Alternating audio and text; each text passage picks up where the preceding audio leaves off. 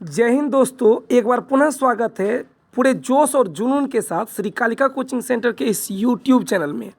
आज के इस सेशन में आज हम आपके लिए लाए हैं कुछ धमाकेदार प्रश्न।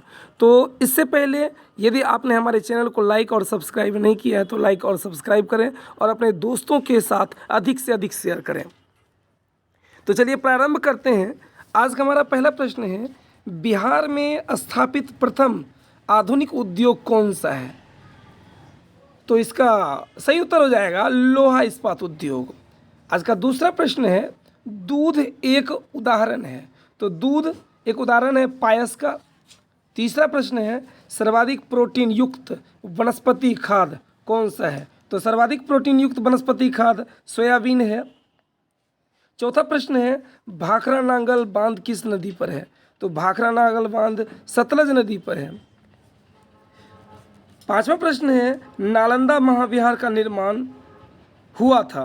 तो नालंदा महाविहार का निर्माण गुप्त शासन काल में हुआ था। और अगर आपसे ये पूछा जाए कि नालंदा विश्वविद्यालय का विध्वंस किसने किया था, तो बख्तियार खिलजी ने किया था। छठा प्रश्न है, भारत की संसद में सम्मिलित हैं। तो भारत की संसद में राष्ट्रपति, लोकसभा और राज्यसभा तीनों सम्मिलित हैं।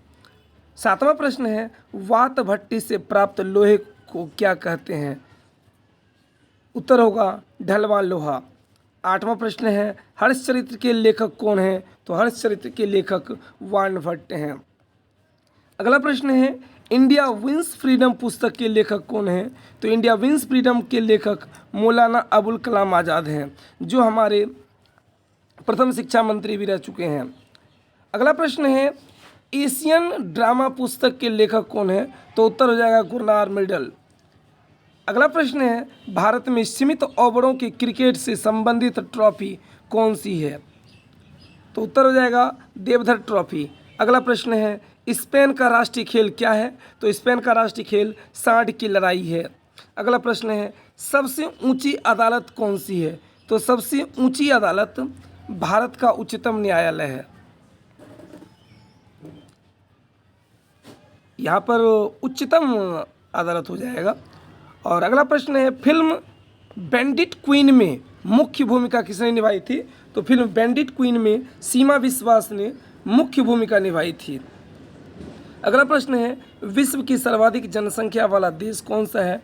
तो अब विश्व की सर्वाधिक जनसंख्या वाला देश भारत हो गया है। इससे पहले चीन था। अगला प्रश्न है, 10वीं लोकसभा में प्रमुख विपक्षी दल कौन सा था? तो 10वीं लोकसभा चुनाव में प्रमुख विपक्षी दल भारतीय जनता पार्टी थी। अगला प्रश्न है, भारत में कुल कितने उच्च न्यायालय हैं? तो भारत में कुल 25 उच्च न्यायालय हैं। अगला प्रश्न है, उच्च न्यायालय के न्यायाधीश की आयु सीमा कितनी होती है? तो उच्च न्यायालय के न्यायाधीश की आयु सीमा 60 वर्ष होती है। अगला प्रश्न है, भोजपत्र किस पेड़ की छाल से प्राप्त होता है? तो भोजपत्र भुर्ज नामक पेड़ के छाल से प्राप्त होता है। अगला प्रश्न है, भारत का सबसे बड़ा प्राकृतिक बंदरगाह कौन है? तो भारत का सबसे बड़ा प्राकृतिक बंदरगाह मुंबई है। अगले प्रश्न की ओर हम बढ़ते हैं। आज का आखिरी प्रश्न है, पौधे के किस भाग से जूट की प्राप्ति होती है? तो पौधे के तने वाले भाग से जूट की प्राप्ति होती है।